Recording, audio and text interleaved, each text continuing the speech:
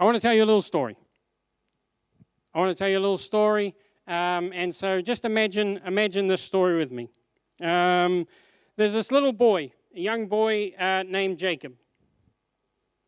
And it is a very special day for Jacob and all the people today. His father has given him a brand new robe, one he's never worn before, and it's a lot fancier than anything he's ever worn. And he knows this is not the kind of robe he's going to be able to go out and play in the yard with.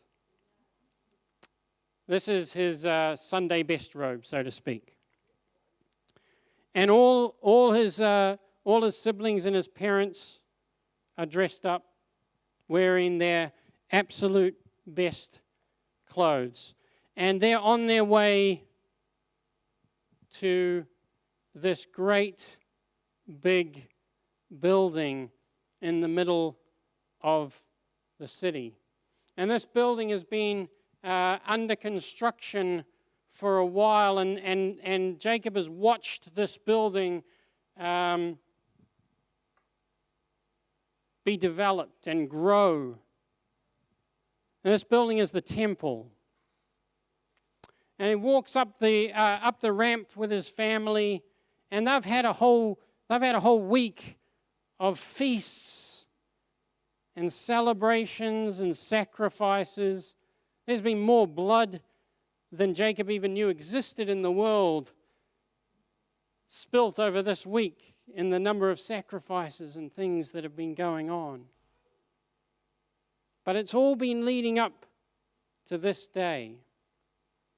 And the people, along with Jacob, are called to the temple by the great wise King Solomon, their king.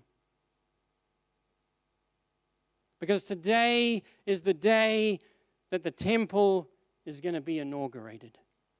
This is the day that the new temple that Solomon has built will officially be opened, so to speak.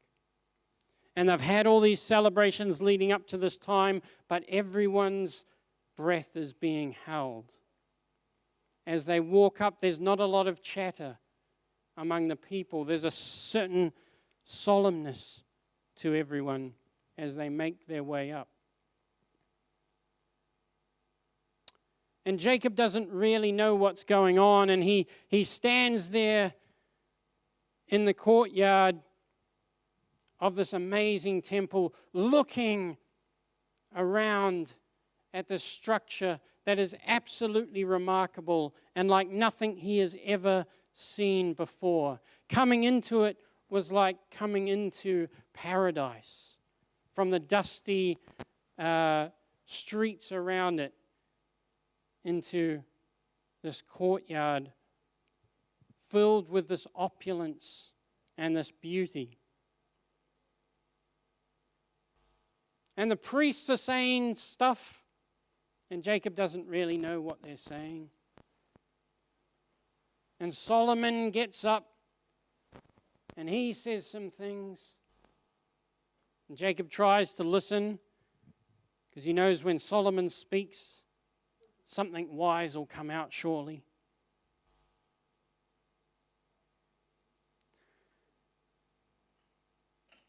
And the priests go into the holy place in the temple, the place where none of the other people are allowed to go.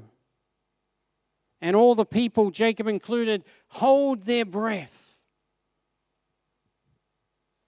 because this is the moment they've been waiting for. And then the priests come out of the holy place, and a cloud fills the temple. And it is so much so that the priests could not even stand, for the glory of the Lord filled that place. And such a roar goes up from the people around Jacob as he has never heard before. Like the earth itself is shaking as people cry out to Adonai. They fall down on their faces, cheering. This is the moment they have all been waiting for, where the presence of the living God comes and rests in the temple in Jerusalem. Can you even imagine what that would be like? Can you imagine what it would have been like for the people there?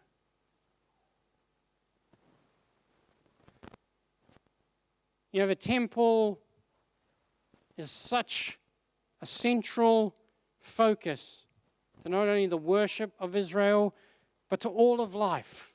Their calendar, everything is focused around the temple. But why? Why was the temple so important to them? You see, the temple was representative of something. The temple, like the tabernacle before it, which was just the mobile temple that God instructed the people to build, was representative of all of creation. And God's story from the very beginning of creation is that I will walk with you. My presence will be among you. That's the story of Genesis 1 and 2. And it's the story that gets symbolized again in the tabernacle, where God's presence will once again be among the people. And we see in Exodus, when we read through the book of Exodus and that story, the entire plot is driven forward by a gradual increase of God's presence. You know, the book starts off and it appears that God has been long absent. You know, it sort of talks about this 400 years, and it's just a silent period of, you know, where's God this whole time? It appears like he has been absent. And then gradually it manifests his presence. First, we see it in the burning bush appearing to Moses. And then we see it as this pillar of fire and cloud that leads the people out. It goes before them. We see it descend upon Mount Sinai in such awesome splendor that we can't even picture what that would be like. And the very climax of that story is when God comes to descend and takes up residence in the newly constructed tabernacle. Exodus 40, 34 to 35 says this: Then the cloud covered the tent of meeting, and the glory of the Lord filled the tabernacle. Moses could not enter the tent of meeting because the cloud had settled on it, and the glory of the Lord filled the tabernacle. Just like with Solomon's temple, that cloud representative of the presence of the holy God. And you see, the ancient Near East understanding, the understanding of the people of Israel, the understanding of them at that time was that temples were where divine rest happened, where the gods came to dwell. And when the gods were dwelling in the temples, everything was good. You knew everything was going to be okay if your God's presence was in the temple. Because temples were not just places of worship for these people. They were seen as like the cosmic control rooms. And so when the God was in residence, then order would be maintained. If you were in Egypt, if the gods were in their temples, then the Nile would flood when the Nile was meant to flood, and recede when it was meant to recede, so that your crops and your things could grow. All of those things, the seasons would happen as they were to happen, because God was in the control room. And this is their understanding of what a temple was. And it's so remarkable for the people of Israel that God makes this temple among them. He makes this covenant with the people. And he says, I will be your God and you will be my people. And then he comes and resides in his temple. And the people are absolutely jubilant, because it means that God is in the cosmic control room, that order will be maintained, that chaos will be kept at bay, and that his presence is among them.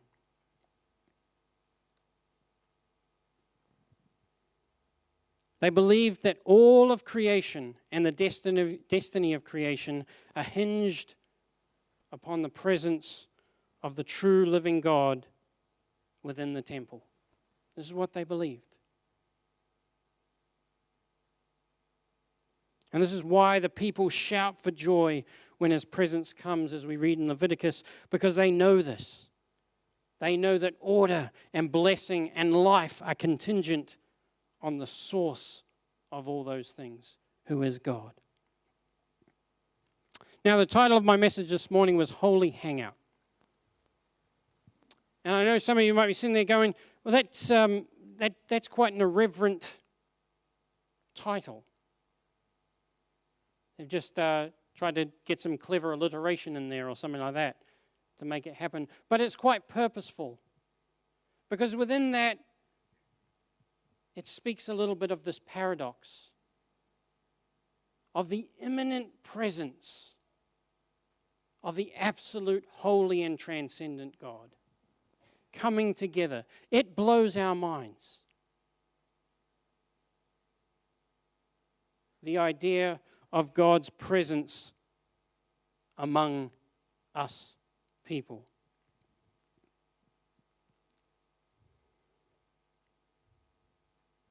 I want to talk quickly about holiness this morning, and I will try and be quick. Because holiness is, once again, one of those words that we have, that we use, that we talk about often. We talk about a holy God, we might talk about a holy people, we might talk about a holy day, or any sorts of things being holy. But again, it can be one of those words that we might not have a great understanding of what that means. You see, holiness is representative of the holy God. We all know that holy means set apart and things like that, consecrated, all these sorts of words.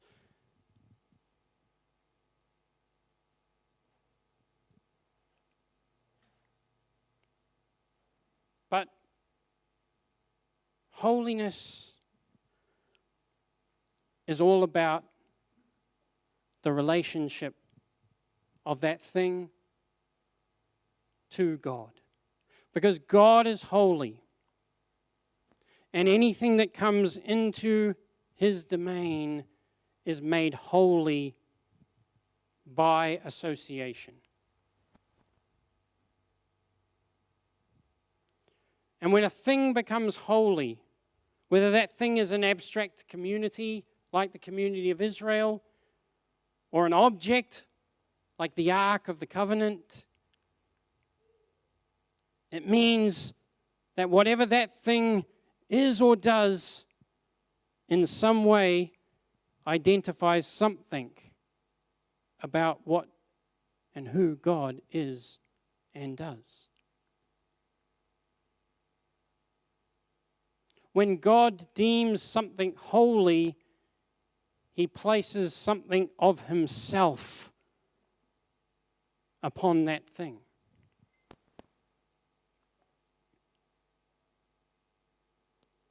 And I think too often we can get a bit confused about holiness. We can think that holiness is something that we have to try and attain, that we have to try and work towards, that there is something that we can do to be holy. But there is nothing that we can do to be holy. We are only holy because of our association with the holy God. It is only God who makes us holy. And we can be easily confused with this because something like Leviticus 19:2 that gets referenced later by Peter in 1 Peter. It says in the NIV, it says, "Speak to the entire assembly of Israel and say to them, be holy because I, the Lord, your God, am holy." And so we read that and we go, well, clearly Scripture is telling us to be holy, so there must be something that we need to do to become holy. But I think the ESV, although very subtle, gets to the root of this a little bit better than the NIV here. And it says, "Speak to all the congregation of the people of Israel and say to them, you shall be holy, for I, the Lord your God, am holy." What it's really saying is, you will be holy because I am holy. That is what makes you holy. Not because of who you are, not because of what you have done, not because of anything about you. You are made holy because I am holy, and I have connected myself with you through this covenant. And we see that in Genesis 2, verse 3, the very first time something is ascribed holiness, it's the seventh day, where Jesus said he will bless that day and make it holy, the Sabbath day. It is not because the seventh day has done anything worthy to make it holy. It is not because the seventh day has any special attributes about it. It's because God has made that day holy, and so that day is now holy. It is not because the people have done anything. It is because God has made them holy. And just so it is for us as his church. We are not the holy church because of anything we are and do. We are the holy church because the holy God has made a covenant with us and said, you are my bride. You belong to me. And just like I read before, that when God makes something holy, that thing or those people then come to represent something about God.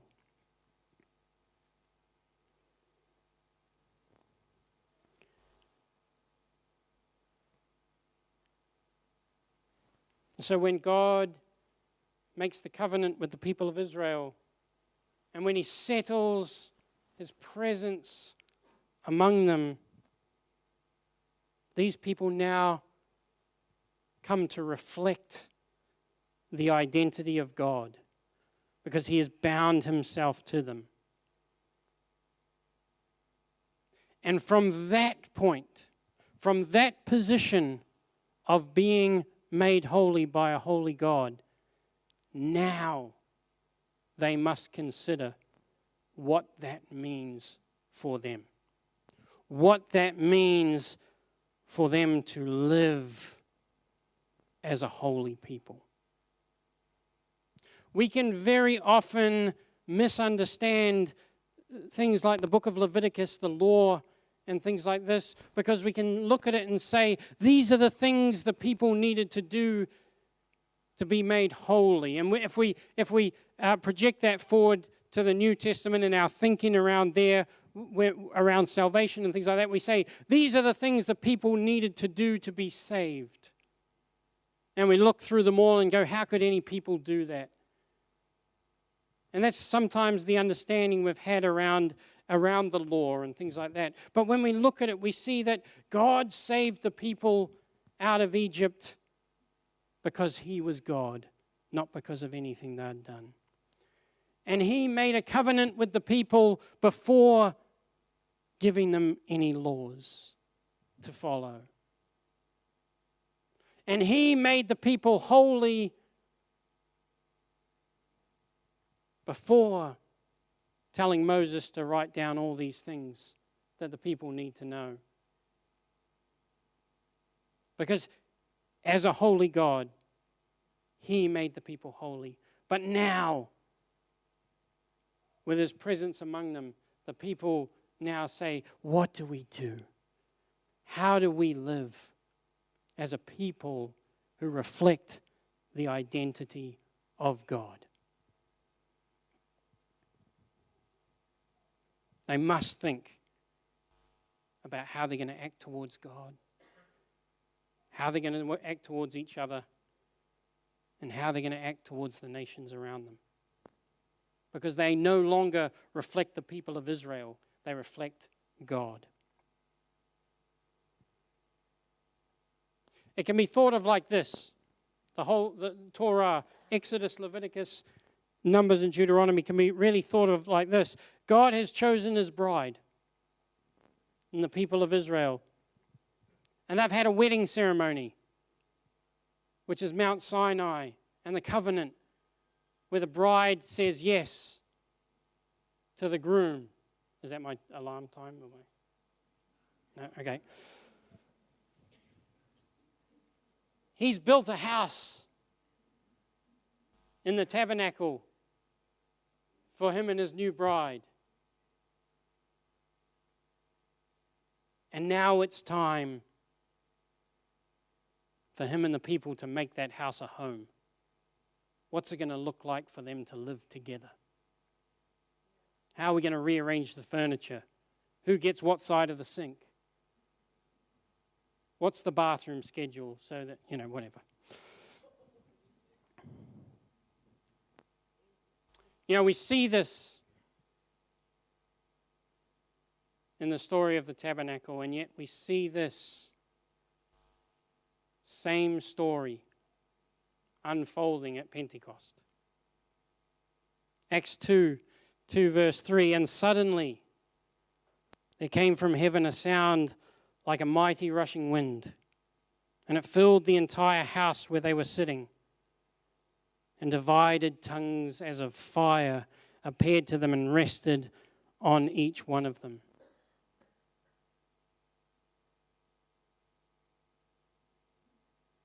God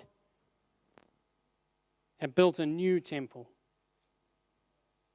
The temple was Jesus Christ, and the temple was going to continue to be the church.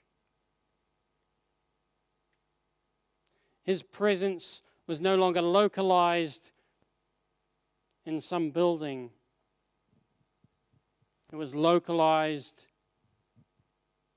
in the people of God that expanded well beyond the boundaries of one particular nation. That it spread across the whole world, and that is what we are part of here today.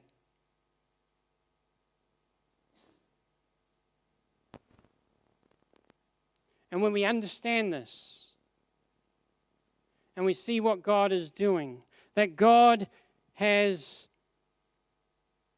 died for us even while we were still sinners, not because of anything that we have done. We are not his holy church because we are better than anyone else. We are not his holy church because of anything we do. We are his holy church because he is a holy God and he has chosen us. And he has made a covenant with us as his people. And now when we read the things like the epistles and the writings of Paul and some of the gospels, we see so much of it is not about how do we be good people so that God will rescue us. How do I earn my salvation? How do I earn the affection of God? Just like Leviticus, they are concerned with how then, as a corporate body of believers, do we live as the people of God? How now do we live as a holy people? What does it mean for us to say that we represent the identity of God to creation and the world around us? And that is a call to us that is striking, that is challenging, and that is the focus of so much of the New Testament. How then do we respond to what He has done?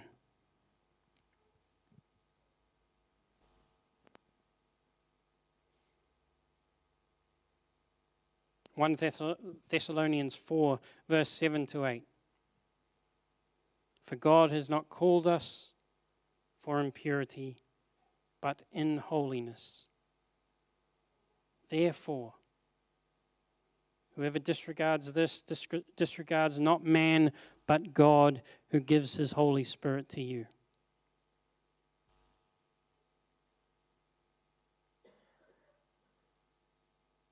It is God who has called us to holiness.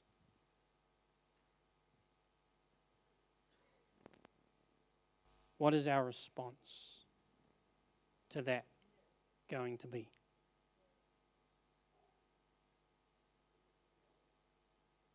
See, one of the things we can learn about from the story of Israel is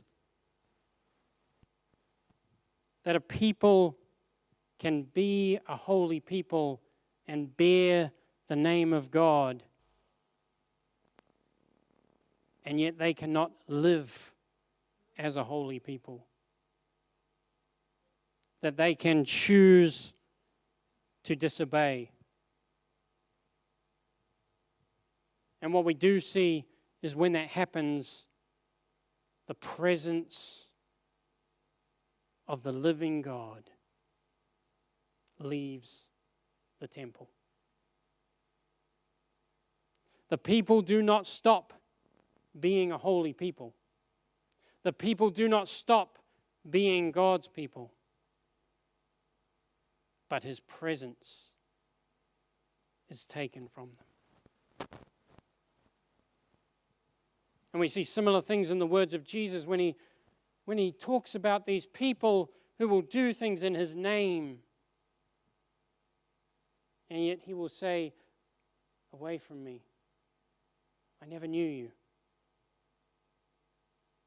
That's not God having some memory loss that He never knew who these people were. It's talking about that experiential knowing of His presence being with these people. It is entirely possible for us, church, to be the holy bride of God and not act like it. And it is entirely possible for us, church, to be a holy people, redeemed by the grace of the Lord Jesus Christ, and lose His presence from among us.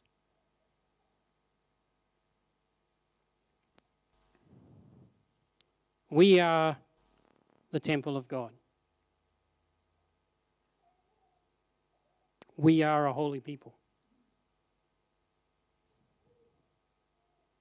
Nothing at all we can do can change that, because that is ascribed by God.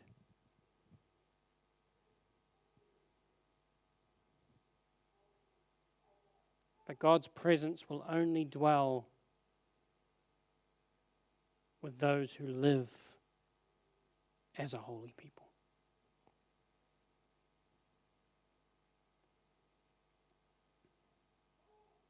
His holiness bears for us great blessing.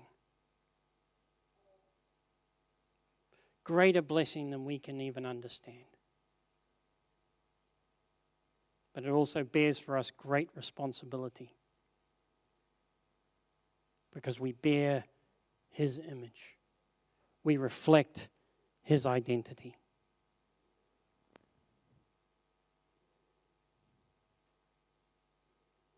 And my last thought I just want to leave with you this morning, to just ponder this week, is to think over the understanding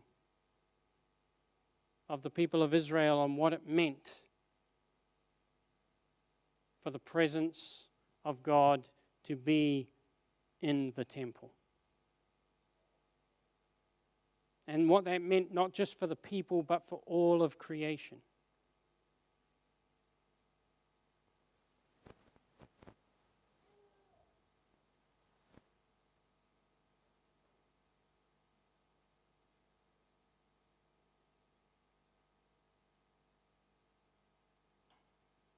I think it's easy for us to look around at the world around us, at the chaos that continues to escalate and ensue, and shrug and say, what more would we expect?